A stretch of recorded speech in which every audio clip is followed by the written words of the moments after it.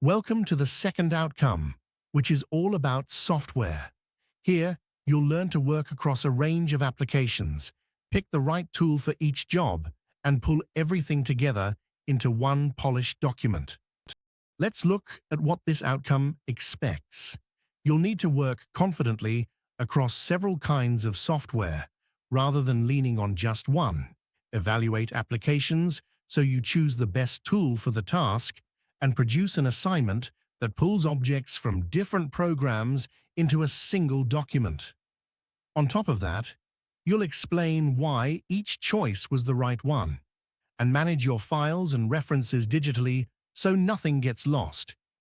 Think of the software you'll use at university as a toolkit. Word processors like Word or Google Docs handle essays, reports, and reflective writing. Spreadsheets, Excel, or Sheets are for data, budgets, charts, and calculations. Presentation tools such as PowerPoint or Slides give you slides for talks. Databases store and query structured records, and collaboration platforms like Teams, Google Workspace, and Moodle tie it all together. And AI tools have a place too, used responsibly and openly. A few definitions before we go further. An application is a software program built for a task, such as a word processor or spreadsheet. To integrate means combining objects made in one application into a document made in another, and an object is simply an item you insert, like a chart, table, image, or video.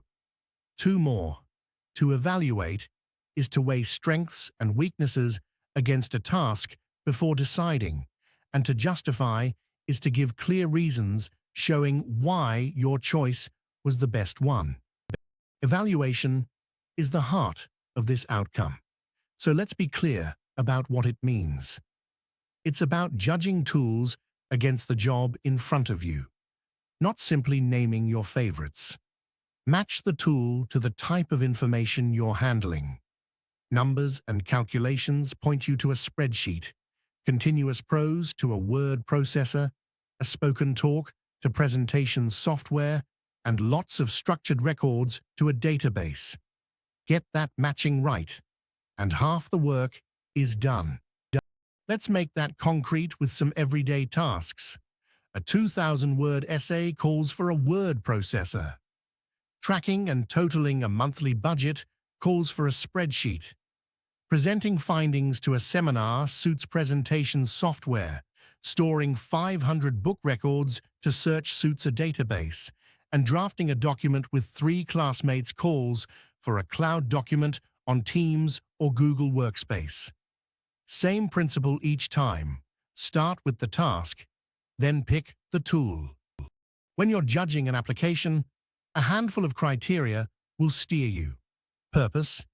Does it do the core job the task needs? Features. Has it got the formatting, calculation, sharing, or querying power you'll use? Access. Is it free on your device or on the college network? Then ease of use, compatibility. Will it save in a format your tutor can open? And collaboration, whether others can view or edit at the same time. Let's evaluate for a real task. Presenting survey results from 60 students with percentages and a chart. State the need first. You have to calculate percentages and draw a chart from data. A word processor types text nicely but can't calculate 60 values. A spreadsheet totals and averages them automatically and builds a bar or pie chart from the cells in an instant. Both are on the college network and familiar, so access is a tie, which means the spreadsheet wins because it fits the task far better. Let's look at getting the most from a word processor.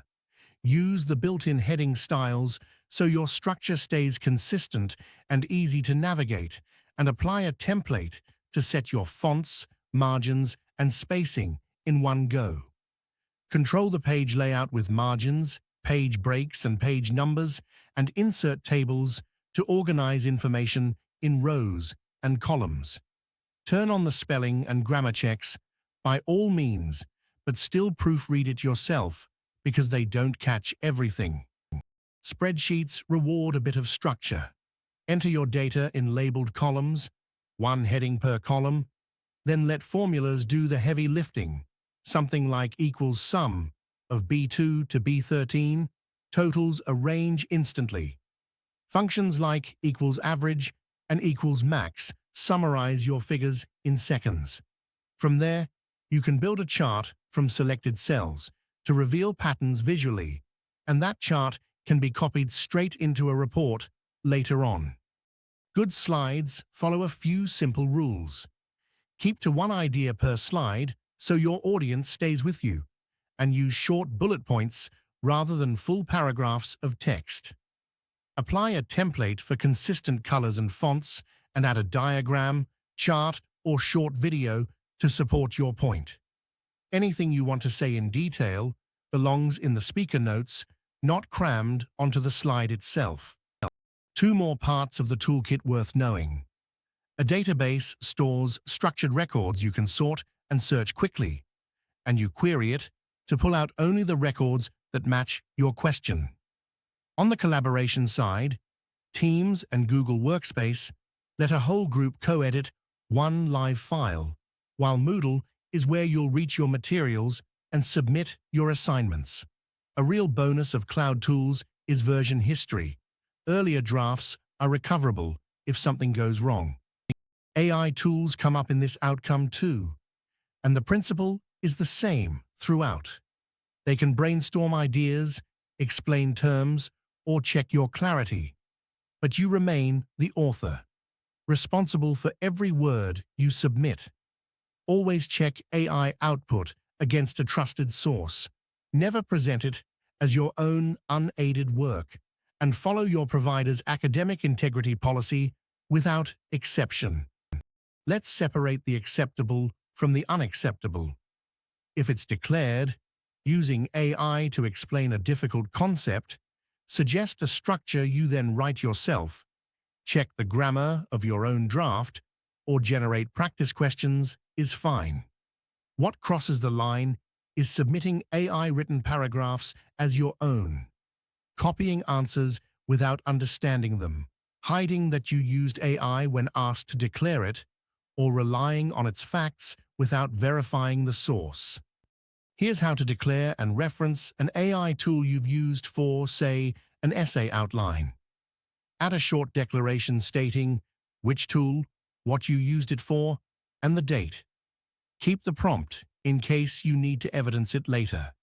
Then build the reference from the tool's author, the year, the tool name, and the access details, and place it alphabetically in your reference list.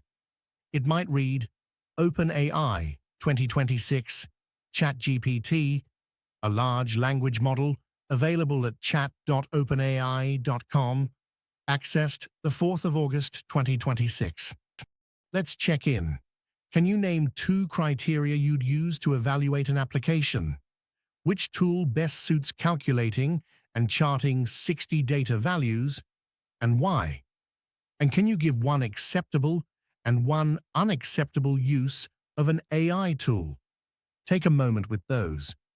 Staying organized digitally saves you a lot of grief.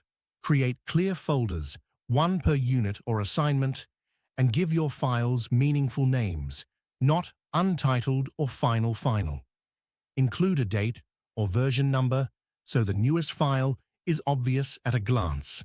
Save regularly and keep a secure backup in the cloud, because that backup is what protects you if a device is lost or simply stops working. Let's design a folder path and file name that'll still make sense in 6 months. Start with a top folder named by unit, ICT Skills U2010. Add a subfolder by task, LO2 assignment. Name the file with the subject, type, and version so it's descriptive rather than vague, and add the date in year, month, day order so files sort correctly. Then save a second copy to OneDrive or Google Drive as a backup. You'd end up with something like U2010_LO2_report version 2, the date, Docs. Now to integration itself, which is a key part of the assignment. It means combining items from several applications into one document, copying a chart from your spreadsheet into your word-processed report, for instance. Insert a diagram, table, or image to explain something, not just to decorate, and give each one a caption and a number, like Figure 1. Crucially, refer to every object in your text, so the reader always knows why it's there. Let's build an integrated one-page report from 3 applications. Open a word processor and apply a report template with headings. Create your data in a spreadsheet, build a bar chart from it, then copy that chart in and caption it Figure 1. Add a labeled diagram and an image, each with a source credit, and embed or link a short explanatory video. Finally, refer to every figure in the text. The result is a single document that pulls a chart, a diagram, an image, and a video together, all captioned, credited, and discussed. Referencing is far easier when you do it as you go. Save the full details of every source the moment you find it, and keep a running list using a reference tool or even a simple spreadsheet. Word processors can insert citations and build a reference list for you, and Cite Them Right online will show you the correct Harvard format for almost any source. Keeping references from the start spares you a frantic scramble at the end. Let's build one Harvard reference together. Stella Cottrell's The Study Skills Handbook, 5th edition, published in London by Red Globe Press in 2019. Start with the surname and initial, Cottrell S. Add the year in brackets. Put the title in italics, then the edition. Finish with the place of publication and the publisher. Put together, Cottrell S. 2019, The Study Skills Handbook, 5th edition, London, Red Globe Press. Justifying your choices is what turns a good assignment into a strong one. It means giving reasons that link each choice back to the task. State what the task needed, then how the tool met that need, and mention the specific features you used, formulas, charting, and so on.